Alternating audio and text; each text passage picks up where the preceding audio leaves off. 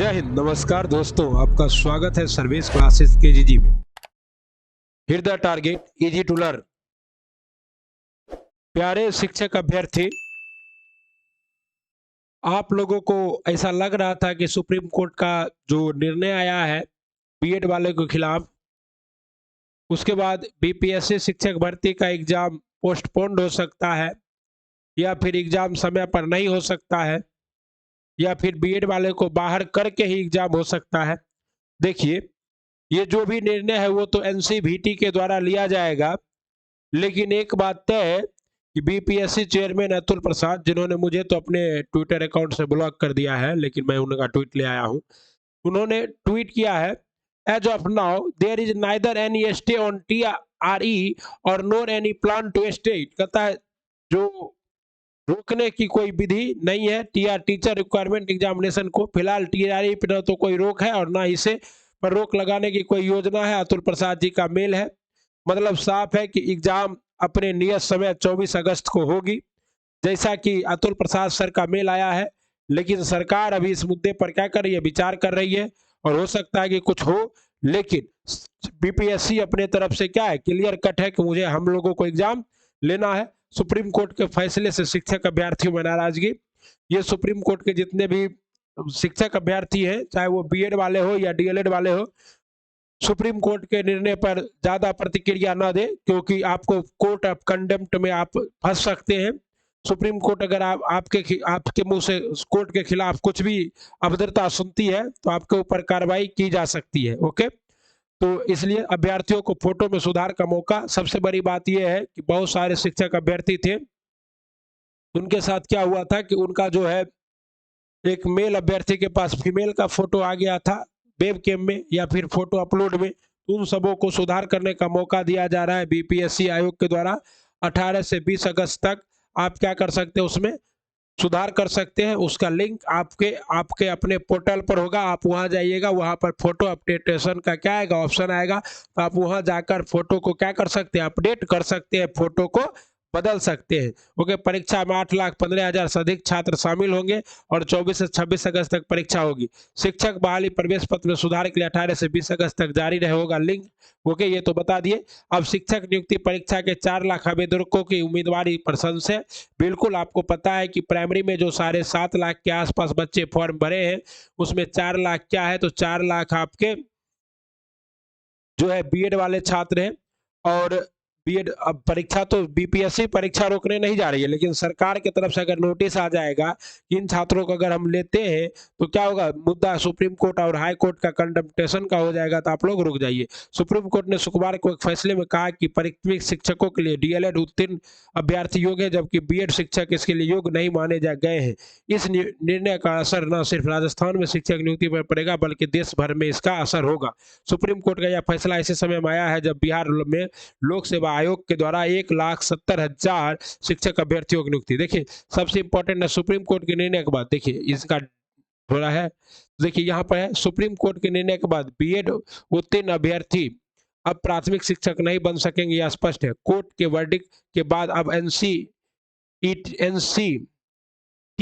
की गाइडलाइन पर सब कुछ निर्भर करता है और उसकी गाइडलाइन के अनुसार सरकार भी कुछ निर्णय लेगी। फिलहाल तो छात्रों के लिए वेट एंड वॉच की स्थिति है। प्रोफेसर आशुतोष कुमार, प्राचार्य, पटना ट्रेनिंग कॉलेज, पटना विश्वविद्यालय। ओके, और सीईटी के पर देखिए, सबसे बड़ी बात यह है कि बहुत सारे हमारे बीएड के अभ्यर्थी हैं, वो कहते हैं कि हम क्या करेंगे, ये करेंगे वो करेंगे, लेकिन जब आप सीटेट का एग्जाम दे रहे थे, आपका जो सीटेट का प्रमाण पत्र है उसमें आपको इस केस का डायरेक्ट डिस्क्लेमर में लिखा हुआ है कि आपका ये जो सर्टिफिकेट है, ये सर्टिफिकेट इस एसएलपी पर निर्भर करता है, इस एसएलपी के फैसले पर निर्भर करता है। अगर इस एसएलपी का फैसला ऐसा आया जो आपके पक्ष में नहीं होगा, तो आपका जो है एनसीटीई के वेबसाइट से आपके सब सर्टिफिकेट को हटा दिया जाएगा डिजी लॉकर से। और जब आपके पास सर्टिफिकेट ही नहीं रहेगा 1 to 5 का बीएड वाले भाइयों, तो आप कैसे शिक्षक बनने के लिए प्रयास कर सकते हैं। तो यही आज के अखबार में भी न्यूज है। सीबीआई ने दिसंबर 2022 में आयोजित केंद्रीय शिक्षक पात्रता परीक्षा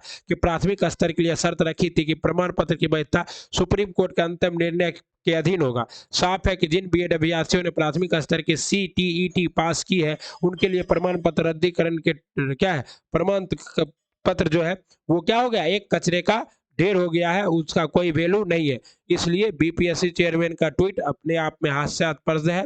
एग्जाम होगा ये बात फिक्स है, लेकिन एग्जाम से अब बीएड वाले को बाहर करना पड़ेगा अगर एनसीवीटी का कोई सही गाइडेंस नहीं आता है तो। ओके, कहता है देखिए, बेसिक शिक्षक भर्ती में बीएड डिग्री धारकों को राहत देने के एनसीटीटी अधिसूचना निरस्त करने से सुप्रीम कोर्ट के फैसले से असहमत देश भर के बीएड प्रशिक्षित एकजुट हो गए हैं। केंद्र सरकार को इस विषय पर अध्यादेश लाकर देखिए, अब मतलब मान लीजिए कि ऐसा तो है नहीं कि डायरेक्ट जो इसका असर है वो डायरेक्ट केंद्र सरकार पर, नरेंद्र मोदी की सरकार पे पड़ रही है। अगर ऐसा होता जैसे दिल्ली के मुद्दे पे हुआ तो केंद्र सरकार जरूर अध्यादेश लाती, लेकिन ये एक सुप्रीम कोर्ट का फैसला है और ये टेक्निकल फैसला है, तो इस पे अध्यादेश तो नहीं आएगा। इस बात के लिए आप लोग निश्चिंत रहिए, ठीक ना। और पढ़ लिख कर बीएड एमएड करके उल जलूल बातों को मत दोहराइए, अध्यादेश आएगा अध्यादेश आएगा।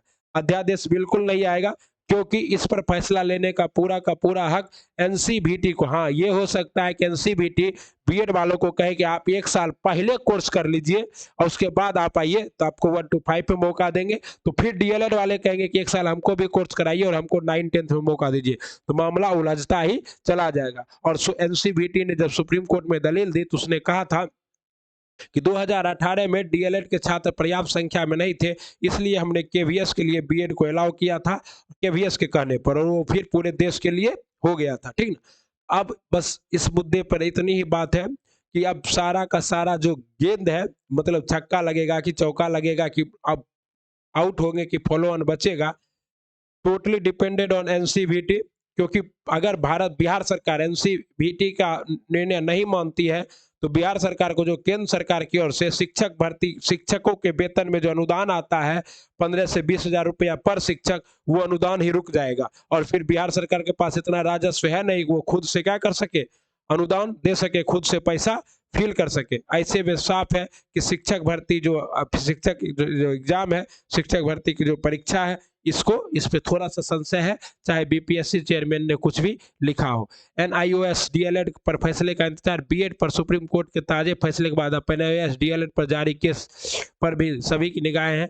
हाई कोर्ट ने 14 सितंबर 2022 को एनआईओएस को सामान्य डीएलएड के समान पात्र मानते हुए वर्तमान बेसिक शिक्षा भर्ती में शामिल करने का आदेश दिया था। सरकार ने एनआईओएस को अपात्र मानने संबंधी अध्यादेश को भी निरस्त कर दिया था। डीएलएड अभ्यर्थियों ने प्रतिनिधि ब्रिज मोहन बताते हैं कि क्या करना है इस पे हम लोगों को। बिहार देखिए, अब ये बेवकूफ है। देखिए, एनसीवीटी को ही ना, बिहार शिक्षक भर्ती में एनसीवीटी को ही क्या माना गया था, आधार माना गया था। एनसीवीटी के 2018 के अधिसूचना को आधार माना गया था, और उसी 2018 के अधिसूचना पर क्या हुआ था, बिहार शिक्षक भर्ती प्राथमिक लेवल की निकली थी और उसमें बीएड वाले को मौका दिया गया था।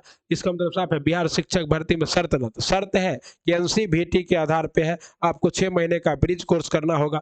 उस शर्त को ही अगर रद्द कर दिया गया है तो बिना उस शर्त के शिक्षक भर्ती का परीक्षा नहीं हो सकता है, ऐसा मुझे लगता है, मेरा व्यक्तिगत राय है। लेकिन मैं भी चाहता हूं कि एग्जाम हो, क्योंकि बहुत सारे युवा जो है दिन रात मेहनत कर रहे हैं, लगे हुए हैं, परिश्रम कर रहे हैं, और एन वक्त पे अगर एग्जाम कैंसिल होता है तो बहुत दुख की बात है। और मान लीजिए कि अगर कोई ऐसा सोच रहा था कि मेरी तैयारी अच्छा है और मैं इस बार बेरोजगारी का नैया पार कर जाऊंगा, तो फिर उसका कुछ दिन के लिए नैया अटक जाएगा, बाढ़ में बह जाएगा, भंवर में गोते खाएगा।